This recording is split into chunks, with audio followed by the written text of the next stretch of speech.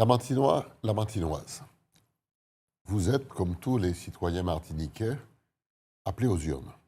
Nous aurons donc à faire un choix dès le 15 mars, donc ce dimanche, pour décider de l'avenir de notre ville. Vous avez eu l'occasion de vérifier et de comprendre ce qu'était notre réalité municipale. Vous vivez notre municipalité au quotidien. Vous connaissez nos atouts, vous connaissez nos projets, vous connaissez nos réalisations, et vous savez que nous avons une municipalité à votre image. Mais aujourd'hui, les choses évoluent, vous le savez bien. Le contexte économique a changé. La situation sociale est compliquée. L'environnement national français aussi est incertain.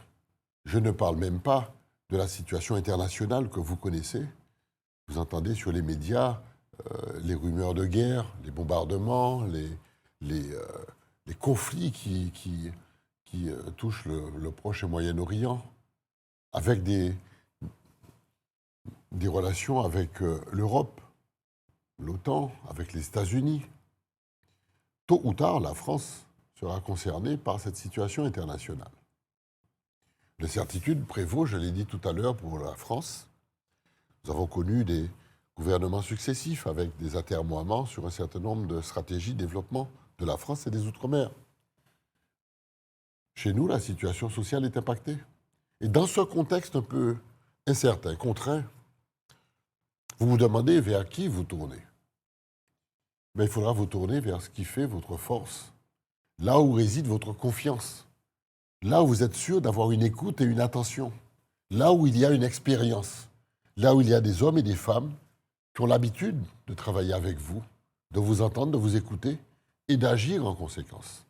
Ce moment important de notre histoire martiniquaise va certainement éveiller chez vous quelques sentiments propres d'appartenance à une Martinique plus résistante, plus résiliente, plus solide, plus forte, et à un Lamentin qui doit tenir sa place dans la société martiniquaise, dans l'équilibre économique et social du pays, la transition entre le Nord et le Sud, la mise en place d'une situation plus forte sur le centre.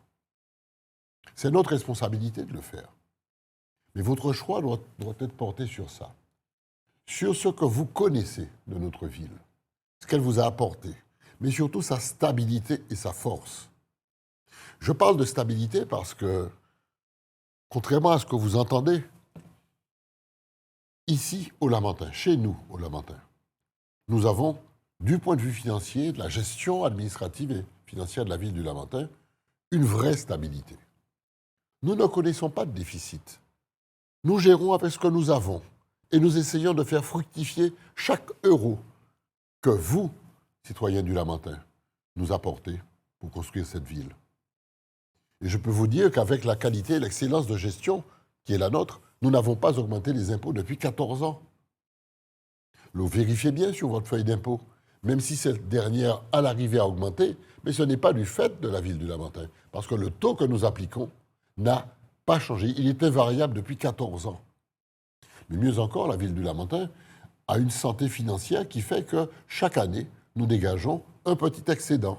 Il n'est pas faramineux, il n'est pas extraordinaire, mais ce n'est pas ça l'intérêt. L'intérêt, c'est d'utiliser tous les moyens que nous avons et de garder une petite pomme pour la soif et d'avoir un petit excédent. Mais chaque année, nous avons cet excédent. Chaque année. Mais si nous arrivons à bien gérer la ville, c'est parce que nous utilisons à bon escient les moyens qui nous sont donnés. Et ainsi, quand nous lançons des programmes d'investissement, quand nous faisons travailler des entreprises, y compris sur le fonctionnement, eh bien, nous payons à 23 jours. Nous ne mettons pas en difficulté le secteur économique parce que nous assumons nos responsabilités. Et la signature du maire, elle a du sens. Et le Lamentin est respecté. Notre ville est respectée parce que nous respectons tout le monde. Et de même, nous avons, à chaque fois que nous lançons un programme d'investissement, nous avons tous les banquiers qui sont à côté de nous parce qu'ils s'empressent à vouloir nous prêter. Parce qu'ils savent que nous sommes solvables, nous sommes sérieux et nous sommes crédibles. Donc ce sont des choses qui sont extrêmement importantes et qu'il faut savoir parce que la gestion d'une ville est particulière. Elle est aussi liée à la capacité que nous aurons à répondre aux engagements qui seront les nôtres. C'est pourquoi, tout au long de la mandature, qui a été marquée, je vous le rappelle, par un certain nombre de difficultés. Il y a eu d'abord la crise Covid, sitôt après l'élection. 2 ans de crise Covid. où nous avons connu toute espèce de difficulté. Vous-même, citoyen du Lamentin, vous avez été victime à la fois, dans cette même période, à la fois de la sécheresse et à la fois d'une situation sociale difficile où, évidemment, on ne pouvait pas circuler, où on était confiné, où il fallait soutenir. Alors, qui a pris, comme on dit en créole, qui a pris du fer dans cette situation? Mais ce sont encore les plus humbles, ceux qui sont presque en marge du système, les personnes âgées isolées. Eh bien, la solidarité municipale a joué. Et toutes les équipes, toute mon équipe politique, toute l'équipe administrative s'est pliée en quatre, a pris des risques sanitaires pour être au plus près des populations et vous apporter tout le soutien qu'il fallait. La ville a été au rendez-vous de cette histoire martiniquaise. Nous avons connu encore deux autres crises. Rappelez-vous, nous avons connu une crise sociale très forte qui a duré quasiment un an, avec des ronds-points bloqués, etc., des manifestations. Ensuite, tout récemment, nous avons connu une dernière crise, c'était celle de la vie chère. Là aussi, il y avait des remous, là aussi, il y avait des crises, là aussi, il y avait de l'agitation.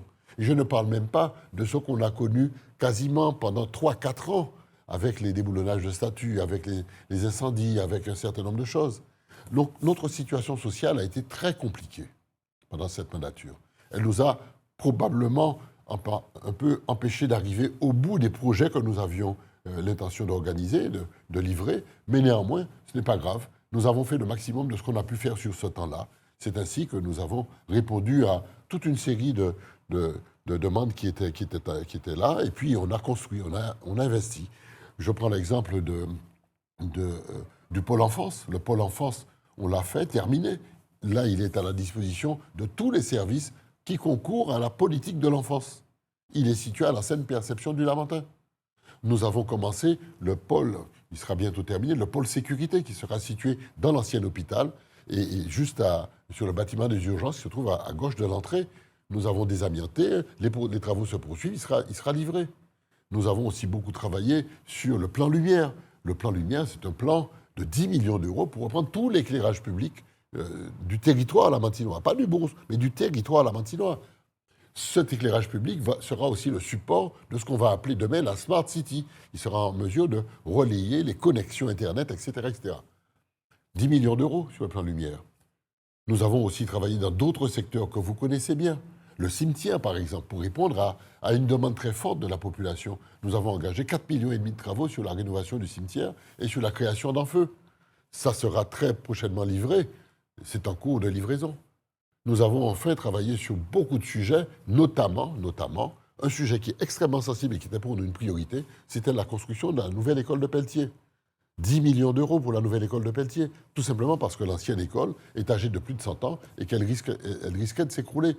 Donc mettre en danger à la fois les enfants, mais aussi tout le personnel éducatif autour des enfants. Donc c'était extrêmement dangereux, il fallait à tout prix que l'on construise cette nouvelle école de Pelletier. Sur Sarreau, justement, malheureusement, nous avons, en cours de mandat, connu l'effondrement de ce pont, le pont de Sarreau. Il fallait répondre d'urgence. On a répondu avec la population, avec le collectif des gens de Sarreau et de Duchesne. Nous avons proposé très rapidement, en moins de 8 mois, la construction d'un pont provisoire. C'est celui qui est opérationnel aujourd'hui. Et puis, nous avons, entre-temps, lancé le vrai projet de reconstruction d'un pont définitif. Ce projet a été finalisé, le plan de financement est bouclé. Il s'agit d'un pont qui va coûter 1,2 million et qui sera reconstruit sitôt la nouvelle mandature, puisque nous aurons probablement, et je l'espère fortement, votre appui pour que nous puissions continuer le travail que nous avons commencé. Nous avons aussi travaillé sur la sacristie qui a été brûlée, vous le savez bien. Il fallait reprendre à la fois la sacristie et l'église. Nous avons fait beaucoup de choses sur ce plan-là. On a repris aussi le stade de Georges Gracian, par exemple. On a refait l'éclairage, on a repris la tribune. Bref, globalement, je ne vais pas tout énumérer, ça sera trop long, mais globalement, nous avons effectué sur la mandature des 6 ans 280 millions d'euros d'investissement. Et les services techniques en propre sur l'entretien des réseaux, sur les ouvrages d'art, sur les ponts, etc., ont travaillé à hauteur de 50 millions d'euros. Nos propres services techniques en régie interne. Donc vous voyez, nous avons réalisé, nous avons fait, et je ne parle même pas de ce que l'on a réalisé au plus près des gens, c'est-à-dire la politique sociale, la politique sportive, la politique auprès des associations d'une manière générale. On a augmenté les contributions et dotations annuelles aux associations de plus de 20%. C'est considérable. C'est énorme et nous le faisons. Nous soutenons toutes les associations du Lamentin, culturelles, sportives, sociales, etc., environnementales, bref, tout le monde est soutenu avec une subvention de fonctionnement. Et nous apportons évidemment une subvention d'investissement à tous ceux, ou sur les projets spéciaux, à tous ceux qui portent des programmes particuliers et qui ont besoin d'avoir le soutien de la ville. Évidemment, je ne vais pas rentrer dans le détail de toute la politique culturelle que l'on mène, elle est extraordinaire, elle est reconnue de tous. La politique sportive, où nous excellons, même si il y a quelques clubs, grands clubs, qui connaissent aujourd'hui des difficultés, mais nous allons relancer cette dynamique-là et nous allons accompagner de manière un peu différente tous les clubs et associations pour justement travailler sur la formation des jeunes et l'accès à ces jeunes lamantinois à un haut niveau de sport et de culture. Voilà un peu le bilan de ce qu'on a fait, mais je ne veux pas parler de bilan, je veux parler d'une action qui a commencé et nous allons poursuivre dans la continuité avec un certain nombre d'orientations que nous allons vous proposer.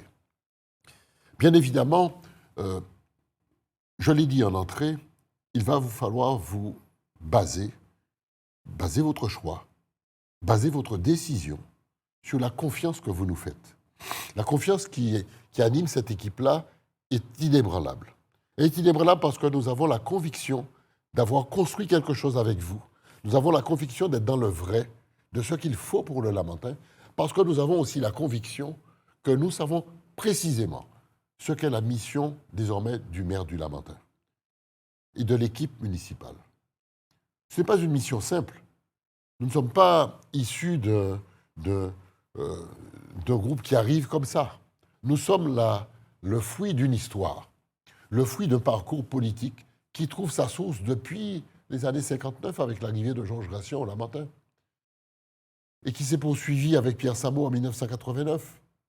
Je prends le relais avec l'équipe le 20 novembre 2018. Je me suis présenté devant vous avec cette équipe en 2020 aux élections municipales. Vous nous avez fait confiance. Eh bien, nous poursuivons cet itinéraire qui inscrit le Lamentin, notre ville, dans une trajectoire qui est une trajectoire extrêmement singulière, extrêmement particulière et qui fait de notre ville, la ville du Lamentin, le point incontournable, le point clé du développement de notre pays. Et c'est cette responsabilité-là que nous assumons.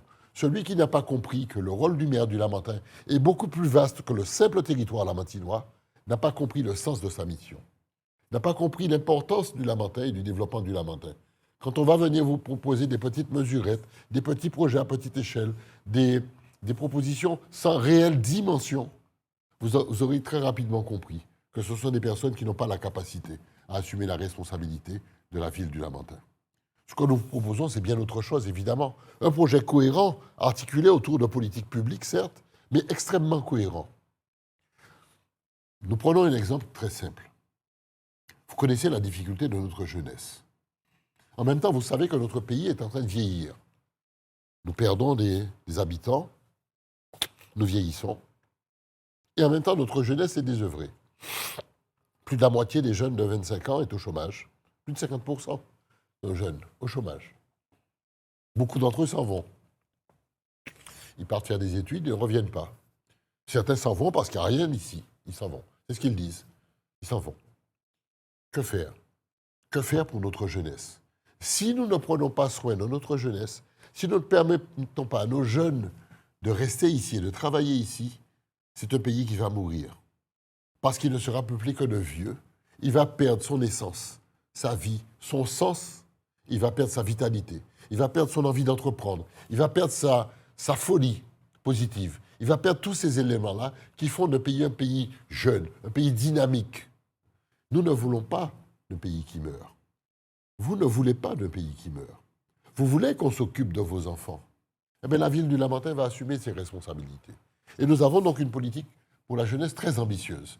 Et nous allons commencer d'abord par créer un pôle jeunesse, un vrai pôle jeunesse, un endroit où nos jeunes pourront se retrouver. Il s'agit de l'ancienne sécurité sociale qui se trouve en Haute-Césaire, en face de la crèche, au bourg du Lamentin.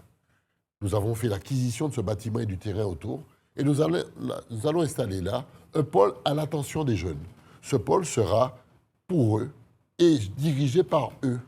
Vous allez y trouver, évidemment, ils vont définir le cadre de fonctionnement, mais globalement, on va y trouver quoi? On va y trouver toutes les orientations en faveur de la jeunesse, toute la formation en faveur des jeunes, les orientations en matière de stage, d'accompagnement, etc. Et on va y trouver aussi des espaces de détente, des espaces de discussion et de dialogue. Et c'est un équipement qui sera géré par les jeunes, parce que nous pensons qu'il faut faire confiance aux jeunes, parce que nous pensons qu'il faut leur confier des responsabilités.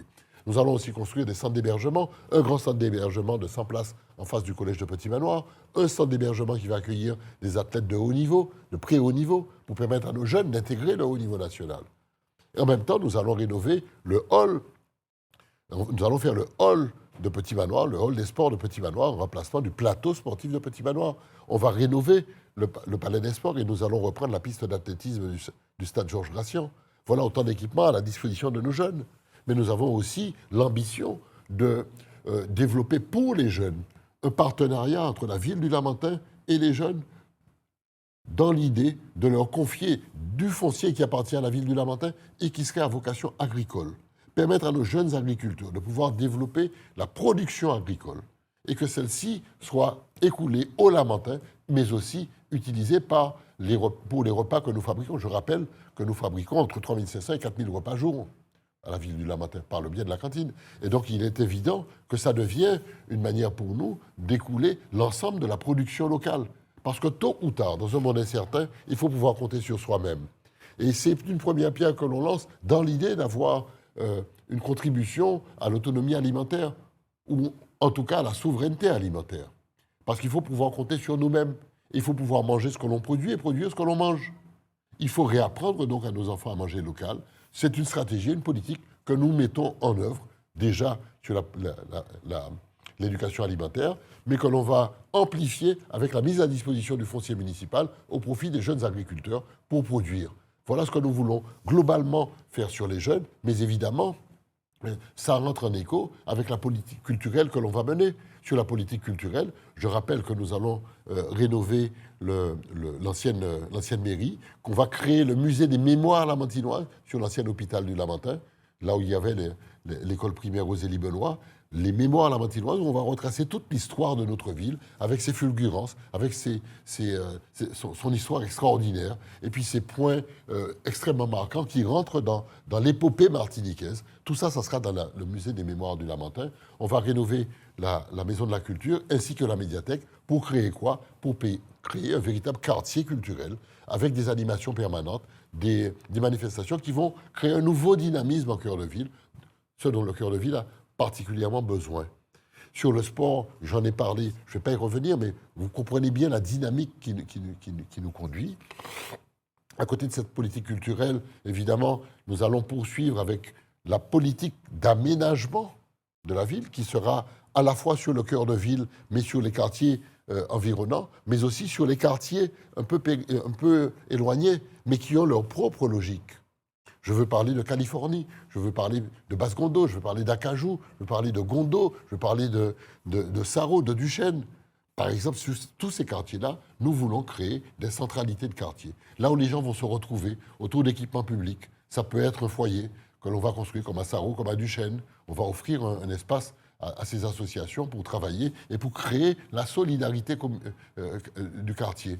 Nous allons installer des marchés qui seront itinérants. Sur Acajou, par exemple, c'est un grand quartier de 8000 personnes aujourd'hui. Il n'y a pas de centralité à Acajou. Eh bien, on veut créer des espaces où les gens vont se retrouver, toutes catégories sociales confondues. Ce sont des choses qui sont en chantier. D'autres quartiers sont spécifiques. Basse-Gondo, sur Basse-Gondo, nous avons stoppé l'urbanisme.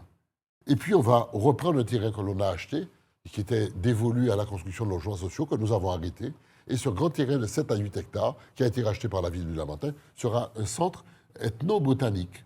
Nous allons créer un poumon vert où les gens pourront se balader, se promener dans la forêt, dans la belle forêt qui existe encore. Et pourquoi ethno? Parce qu'on y a trouvé des sites amérindiens que l'on va exploiter avec des pierres gravées, des pierres tombales, etc., que l'on va exploiter. On fera un petit espace, un petit musée, où on va retracer l'image et l'histoire Kalinago, des Amérindiens, qui font aussi partie complètement intégrante de notre histoire martiniquaise.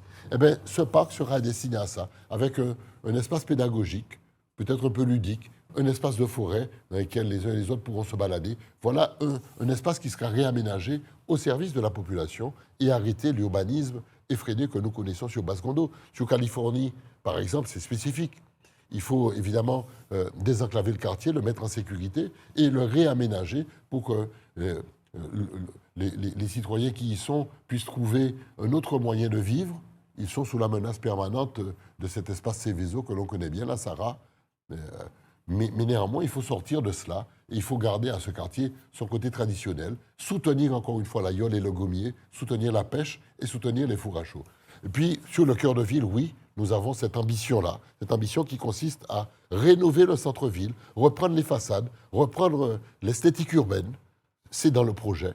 Nous avons signé en novembre dernier le projet du Calbassier. Celui-ci sera un pôle de développement, le pôle de développement en entrée de ville, avec un hôtel 3 étoiles, des bâtiments administratifs, la place qui sera restituée, une magnifique entrée de ville à l'issue de la construction du pont du Calbassier. Eh bien, le projet du Calbassier va démarrer. Nous avons aussi l'ambition de soutenir l'activité économique, évidemment, en créant des zones d'activité économique, comme la ville du Lamentin. Nous avons déjà créé des zones. Je rappelle que c'est la ville du Lamentin qui a créé la zone de Maniti, qui a créé la zone du Larentie, qui a créé la zone de Petit Manoir, qui a créé la zone d'urbanisation commerciale que l'on trouve entre le rond-point de Mangovulsin et le rond-point de la gendarmerie de Place d'Armes. Cette zone-là, j'ai été beaucoup critiqué sur ça. J'ai entendu des choses. Malgré tout, j'ai tenu à ce que cette urbanisation commerciale se fasse sur ce territoire-là, parce que c'est 300 emplois directs. Quotidiennement, il y a 300 personnes qui travaillent là. Eh bien, je vais continuer, parce que ceux qui vous disent qu'on va recruter tout le monde dans la mairie se moquent de vous, Lamantinois. Nous n'aurons pas la capacité, aucun service public n'a la capacité de recruter la totalité des jeunes Lamantinois. Eh bien oui, nous allons remplacer ceux qui partent à la retraite. Oui, nous allons renforcer nos équipes avec des jeunes diplômés. Mais à côté de ça, il faut soutenir le secteur économique privé et leur offrir des espaces d'expression et de déploiement. Nous allons donc créer des espaces d'activité économique, mais nous allons aussi proposer à l'État, c'est déjà en cours, je suis déjà allé plusieurs fois sur les ministères qui changent malheureusement, pour avoir une zone franche sur un espace plus large que le Lamentin, et que cette zone franche soit capable d'offrir des exonérations sociales aux entreprises qui innovent, mais que cette exonération soit indexée sur le recrutement de jeunes Lamantinois et de Martiniquais, évidemment. Et je suis dans mon rôle quand je fais ça, parce que je soutiens le développement économique et je soutiens aussi l'emploi des jeunes Lamantinois et Martiniquais. De même que nous avons soutenu et porté en propre le Caribioparc comme étant l'un des leviers futurs de développement économique de la Martinique. Le Caribioparc sera de nature à porter une orientation différente, la recherche en biotechnologie et la fabrication de médicaments, parce que nous savons qu'en Amérique latine, à Dominique, à la République dominicaine en particulier, ou dans d'autres secteurs, la fabrication de médicaments devient un levier véritable. À Saint-Domingue, la fabrication de médicaments tenue par les Américains, c'est 1,8 milliard de chiffre d'affaires. Donc il y a un potentiel développement sur la Martinique, et singulièrement au Lamentin, pour la ville du Lamentin et pour notre pays. Voilà ce que nous voulons faire, et puis je voudrais insister très lourdement sur ce que l'on va faire aussi sur les secteurs périphériques, Bas-Mission, Four à Chaud Bas-Mission, Four à Chaud et Vieux-Pont. Voilà, et Vieux-Pont, merci. Et Vieux-Pont, ce sont les 3 quartiers qui sont emblématiques, qui sont à proximité du bourg et qui justifient d'un investissement particulier. Nous avons racheté tous les terrains de Bas-Mission. L'idée pour nous, c'est de faire un réaménagement de ce quartier en offrant la possibilité à ceux qui y sont de pouvoir bénéficier de ce qu'on appelle la régularisation foncière. C'est-à-dire qu'ils sont là depuis plus de 30 ans. La ville a racheté et va leur céder à l'euro symbolique la parcelle sur laquelle ils sont. À l'euro symbolique. Mais nous allons aussi continuer l'aménagement et l'embellissement de ce quartier. Nous allons aussi sortir ce quartier de cette situation d'inondation. Le projet existe, nous avons racheté des terrains ramassés un peu plus loin pour faire un bassin d'expansion pour pouvoir mettre en dos le quartier de Bas-Mission. Et puis, nous avons aussi travaillé sur l'aménagement des eaux usées, parce que pour l'instant, le traitement n'est pas fait sur ce quartier. Sur Four à Chaud, il s'agit de désenclaver le quartier et de le réanimer. Sur Vieux-Pont, un grand projet existe, à la fois sur les régularisations foncières des populations qui y sont encore, mais aussi, nous allons créer aussi toute une zone d'aménagement avec un petit espace qui sera réservé aux professionnels de l'automobile pour les sortir de la voie de Vieux-Pont, Nous allons aussi créer le funérarium du Lamentin, la maison funéraire du Lamentin, puisque c'est une demande qui est récurrente et très ancienne. Et nous allons aussi créer un espace nouveau, neuf, pour les associations de carnaval. Elles seront réhabilitées et relogées sur des bâtiments neufs. Chaque association aura son local, aura son espace de stockage. Il y aura des espaces communs, toilettes, vestiaires, et puis il y aura une zone où chaque association pourra bénéficier d'un espace de spectacle, un peu comme le forum de Basse-Gondo ou le forum France Fanon qui y avait à Fort-de-France, un espace ouvert avec des gradins et une tribune, et ils pourront s'exprimer. Donc ce sont des conditions modernes de fonctionnement pour les associations de carnaval et d'orchestre de rue. Et puis, sur cet espace qui sera libéré à l'entrée du bourg, eh bien, nous allons créer ce qu'on appelle le Ludoparc, un espace de loisirs pour les familles, pour les enfants, en entrée de ville, tout près, avec une zone de parking qui sera située juste derrière le marché et le marché aux poissons qui sera rénové. Voilà globalement les projets phares qui vont animer cette nouvelle mandature-là. Mais je sais que vous allez nous juger non pas sur ce que nous avons fait, mais ce que nous allons faire. Et ce que je peux vous dire, c'est que notre ambition, elle consiste simplement à ce que la ville du Lamentin assume ses responsabilités de développement et soit en capacité d'accompagner à la fois le développement économique de notre ville, qui est la ville capitale économique, mais qui est aussi le premier bassin d'emploi privé de notre pays. Notre leadership en la matière doit être conservé et amplifié, au bénéfice des populations évidemment. Et puis, nous avons aussi à cet effet, non pas seulement uniquement l'axe du développement économique, mais une puissante ambition en termes de dynamique sociale. Il est évident que la fibre que nous portons est une fibre sociale et je veux que le rôle de la ville du Lamentin soit confirmé comme étant le pilier de l'action sociale municipale, là où gravitent tous les besoins et toutes les solutions sont portées. Chers Lamentinois, vous aurez compris que ce que nous souhaitons, c'est un Lamentin plus grand, non pas en termes de territoire, mais plus grand dans l'esprit, plus grand dans les projets, plus grand dans l'ambition, plus grand dans l'envie de rendre chaque Lamentinois fier de la ville qu'il a vu naître, fier de la ville qu'il accueille, fier de la ville, fier de ce que nous serons et de ce que nous sommes. Évidemment, nous sommes issus d'une histoire, je l'ai rappelé tout à l'heure, avec en héritage, non pas un mandat, mais en héritage, la fierté et l'orgueil de Georges Gracian, la puissance intellectuelle de Georges Gracian, la rigueur budgétaire de Georges Gracian, la vision politique de Georges Gracian, et de Pierre Samo, l'envie, le dynamisme, la rectitude, l'envie d'entreprendre, cette fierté lamentinoise. Nous avons hérité de tout ça. Et à l'appui d'une stratégie politique extrêmement claire, d'un positionnement politique sérieux, nous vous proposons un nouveau mandat, avec de nouvelles ambitions, avec encore une fois l'ambition d'aller plus loin, d'aller plus haut, et de porter ensemble une ambition positive, à la fois pour notre ville et pour notre pays. Parce qu'au moment du choix, vous devez vous dire, faisons confiance à celui qui sait où il va. Faisons confiance à une équipe très forte, plurielle et dynamique, capable de conduire avec David Zobda l'idée d'un Lamentin plus grand. C'est tout le pari que nous prenons. Et nous avons donc besoin de vous pour continuer cette aventure, cette histoire et cette envie de porter nos projets plus haut. C'est vous qui décidez, mais vous allez le faire en confiance. Vous allez le faire en connaissance de cause, en sachant qu'il y a là, avec David Zobda, une équipe qui sera prête à travailler pour vous, à vous soutenir et encore une fois, à faire de cette ville une grande et belle ville. Merci, chers amis, pour votre soutien. Nous serons donc au rendez-vous de notre histoire. Nous serons prêts à l'assumer, mais ensemble, nous allons construire un avenir serein, sérieux, fort et dynamique. Merci.